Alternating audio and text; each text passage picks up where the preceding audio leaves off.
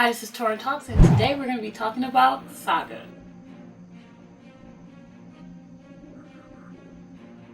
So this series has been out for a while, since around 2012, and I kept hearing about other people talk about how great it was, and I knew it seemed really good, but I just never got around to it. And so I finally had a little time on my calendar to get into Saga, and I am not disappointed in the least. I should preface by saying Saga is very adult, so yeah, definitely if you're not ready for, or you don't like reading mature themes, or you're younger, then you might not want to be reading Saga and seeing,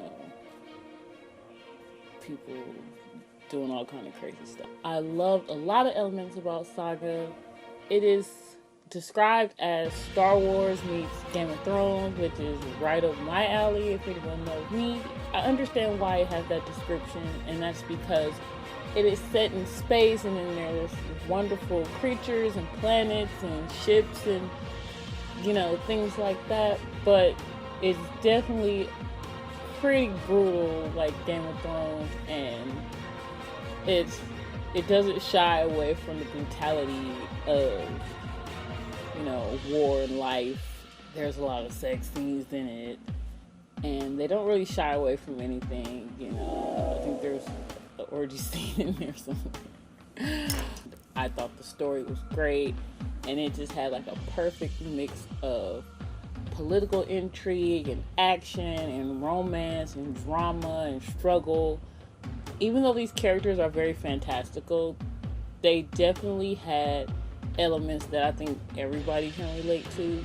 The series overall is definitely a mirror of our world and society today, because a lot of the characters are definitely suffering from PTSD type symptoms.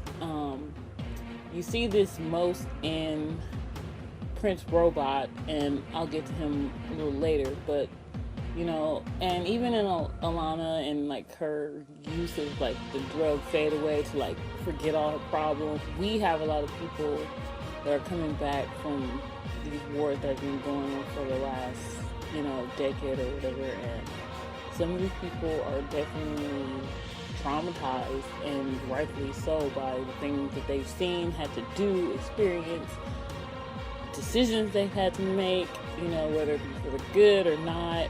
And I definitely think that they capture that perfectly in Saga. These characters are not directly in the war per se, so you kind of get to see the everyday person and how their society views war, because in their society they've been fighting this war for a long time, and most people are kind of over it. Like, they don't even care at this point. It's just like, you see so much of this stuff and you get desensitized to it in a way, because it becomes your normal.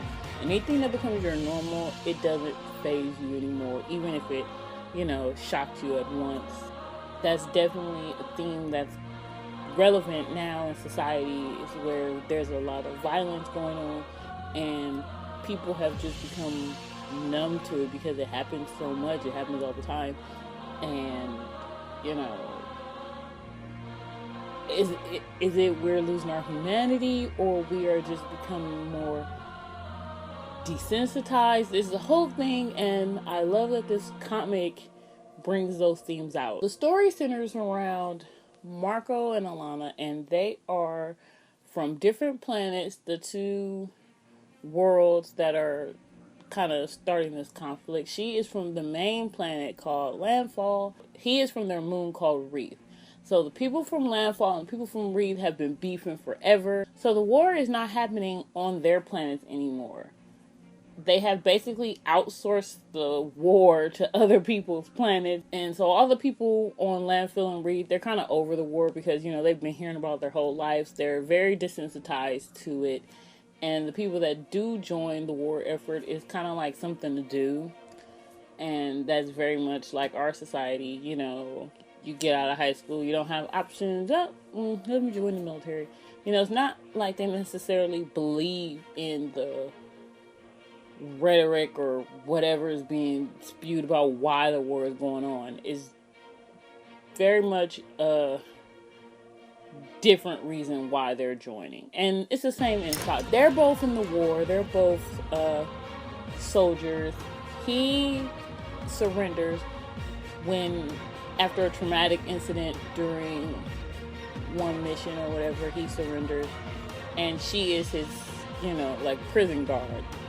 And they kind of bond and fall in love and run away together only 12 hours after kind of meeting each other. So it's kind of love at first sight, kind of a deal. I thought it was cute.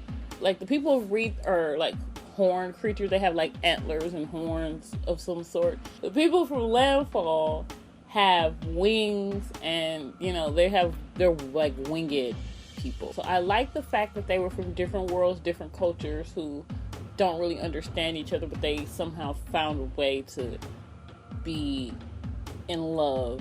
And I think that's beautiful. I really do. I'm all about that in my own life, so I definitely love to see stories where it's people from different cultures, different backgrounds, coming together and just being in love. I think that's great. Well, at the beginning of the series, they have a baby who they name Hazel, and she has wings like the mom, horns like the dad. She is the narrator of the story as an adult, but she's telling you kind of what's went on, like her life, I guess her saga, as it would be. So once the head people of Landfall and Wreath find out about them hooking up and having this baby, they're both trying to put a stop to it. They both were like, no, this is like, we don't want this getting out. We don't want this information getting they all need to be eliminated, and we need to grab that kid.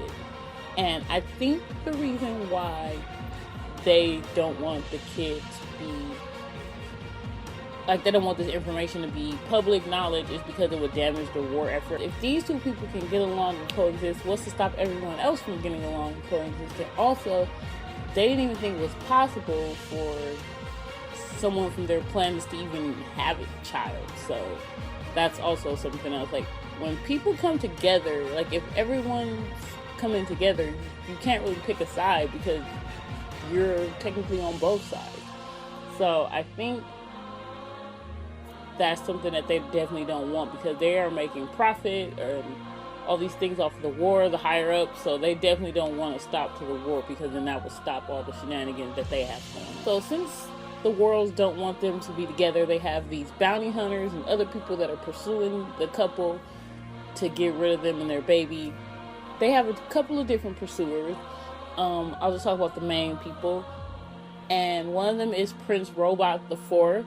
He is from the Robot Kingdom, and that's one of the worlds who has gotten caught up in, this war, because their planet is close to Landfall and Wreath, so they're all mixed up in the war also. He just got back from the war. He's very shell-shocked, extreme PTSD, and he definitely is one of the more interesting characters, in my opinion, because he's just so complex and nuanced, and then he has all this shady business in his past, but then he's trying to do the right thing by his family. Then his dad's like just brutal on, like, no matter what he does is not good enough for like his family, and that's totally relatable. So I definitely like that character. The Will is also one of the bounty hunters, and he has a companion called Lion Cat, and whenever you lie, this cat just busts out like lying, lying. Like, for some reason, when I read it, I hear it kind of like how Charlie Sheen says winning. Wow, winning. I don't know why, but that is what I hear. But I want a lion cat. I'm not even a cat person, but I would definitely take a lion cat if I had. But Will has an on and off relationship with another bounty hunter called the Stalk, who, that character just looks awesome to me.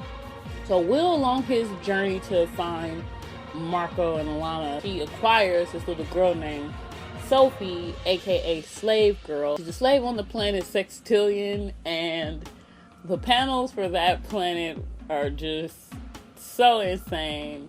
She is owned by this kind of weird lady named Mama Son. He went there to try to, you know, get some unwind time, you know, while he's on a job, and then they bring him this little girl, and he's like, oh, dude, like, I can't do, like, this is a kid. I'm a bounty hunter, but even I got standards, so he definitely wasn't feeling the Nikki with a little kid, and so he tries to rescue her, which he eventually does with the help of Gwendolyn, who is also from Wreath, like Marco, and her and Marco used to be lovers, and now she's a disgruntled ex, and she ends up joining the Will in pursuit of the family. So this comic is written by Brian K. Vaughn, and it is fantastic. I love the writing. It's definitely how people would talk, like in just everyday conversation, how people talk to each other is very clever and funny. I also like the more kind of tender, intimate moments. All the artwork in Saga is done by Fiona Staples, and the artwork in Saga is just beautiful, just so great, and I can't say anything bad about it. The world building also is another aspect of Saga that is amazing. World building is my thing in movies and shows and literature, anything. If you can world build in a great way, you'll hook me with your story.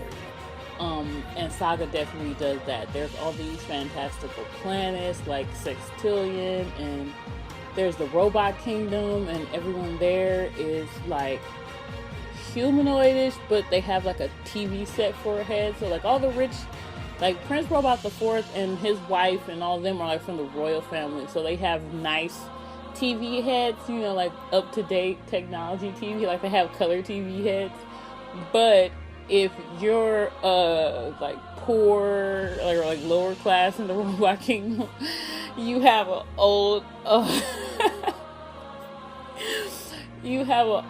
like black and white head, and so it's like an old school TV with the knobs on the side.